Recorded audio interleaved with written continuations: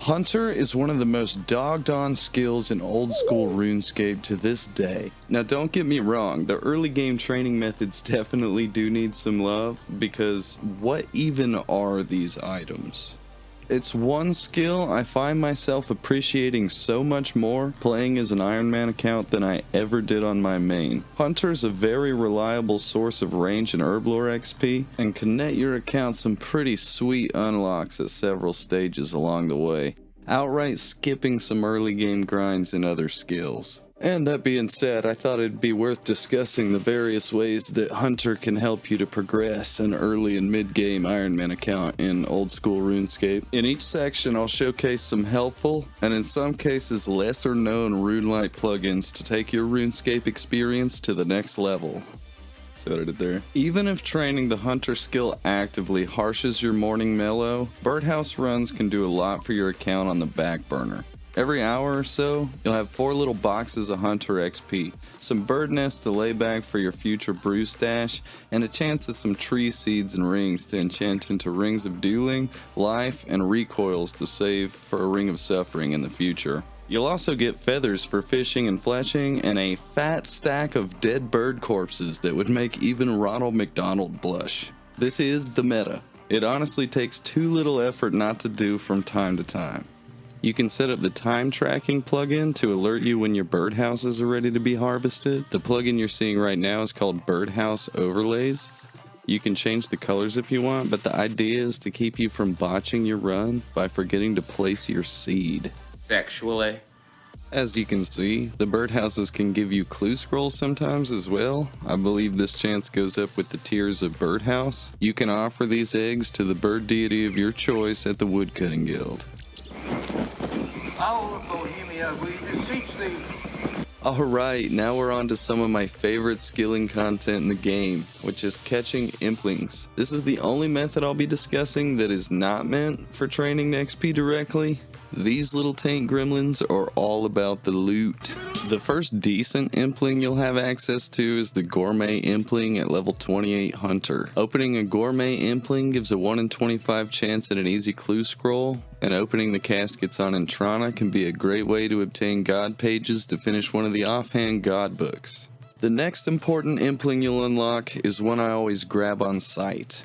The Eclectic Impling. At 50 Hunter, these bad boys give out medium clues like your mom gives Mississippi bird baths. The loot from medium clue caskets can include god pages, ranger boots, and emote clue items. Some plugins I want to highlight in this section are the Impling plugin that shows their name upon the minimap and above their head and also tags them, and you can choose which ones are displayed.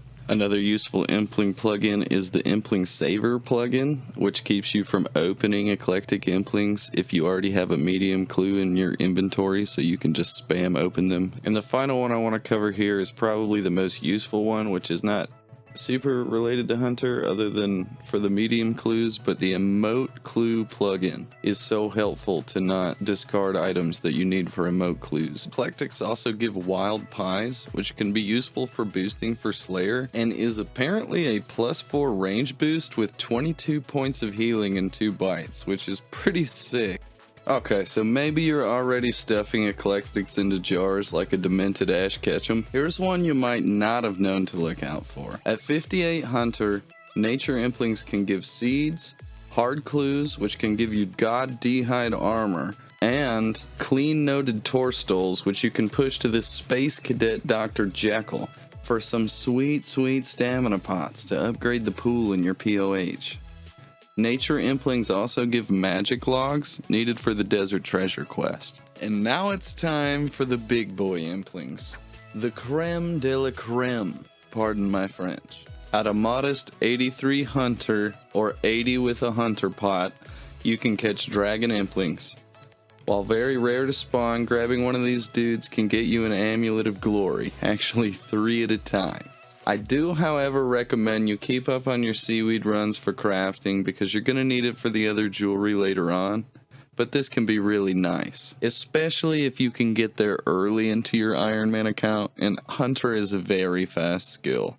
Crystal Implings require a lower Hunter level of 80 or 77 with a Hunter pot, but you have to complete Song of the Elves, which I believe currently has the majority of the highest quest requirements in the entire game, but is a crucial milestone in your hunter journey nonetheless. Dragonstone amulets for enchanting to glories can be caught from these, as well as a nice variety of fletching supplies, the crystal acorn, and elven signet ring. The real joy of catching these, however, is how easy it is using the Impling Finder plugin. You select crystal implings in the top right, you hit fetch, and it tells you what world a character with the plugin last pinged one on. It's super useful for high level implings because a lot of people don't have the hunter level to catch them, so you can use it for dragon implings in Puro. But the thing about crystal implings is they only spawn in Prifddinas. So basically, as long as that impling hasn't been caught yet and it was pinged relatively recently, it makes finding crystal implings very easy. At 71 Hunter, you unlock the ability to trap imps in a magic box, which allows you to bank 2 items or stacks of items from almost anywhere in Gielinor. Throwing Chinchompas is the best range XP in the game, without access to 17 spec transfer alts. I somewhat doubt that includes the time to catch them, but I personally find it very relaxing. Now I guess I should probably mention that my group iron is a duo, and my partner is currently focused on rune crafting and Slayer, while I'm more focused on crafting and running the gauntlet while I prepare for the corrupted gauntlet. This makes the boom gerbils a great choice to train range and hit points for me, and those are used in some of the most worthwhile bossing encounters in the game, so it could be the case for you as well. While it's true that Slayer would solve a lot of the same problems for many Iron accounts that Hunter does for me, a playstyle like mine is becoming more and more common, with many Iron accounts of all types and varying girths trying to rush the Corrupted Gauntlet or TOA. Those people may find some of this information useful. My current routine personally is to use the money from Gauntlet to buy runes to burst magic and defense XP, and then catch and throw chins for range XP.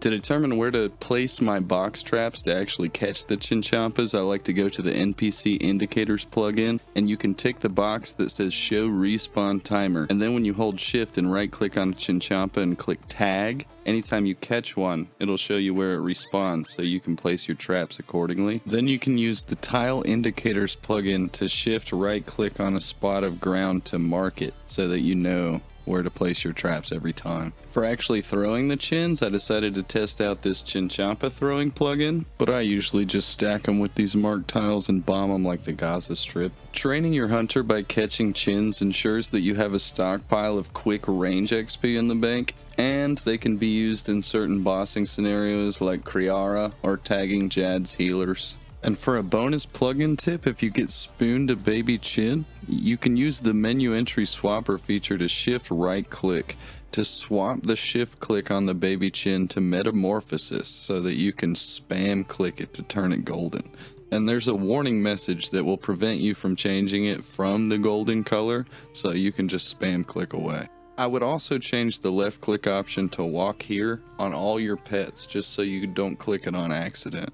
And finally, one of the greatest unlocks for Iron Men in the skilling department comes at 80 Hunter, the Herbiboar. Herblore XP for Iron Men can be hard to come by outside of Slayer monsters and farm runs, and while I recommend you keep up with those two, Herbiboar is quickly becoming one of my favorite skilling methods in the game. You're already here when it's time to do your birdhouse and seaweed runs. It is so chill, you can even get your wife to do it for you. I'm tired of catching herbiboars. That's too damn bad!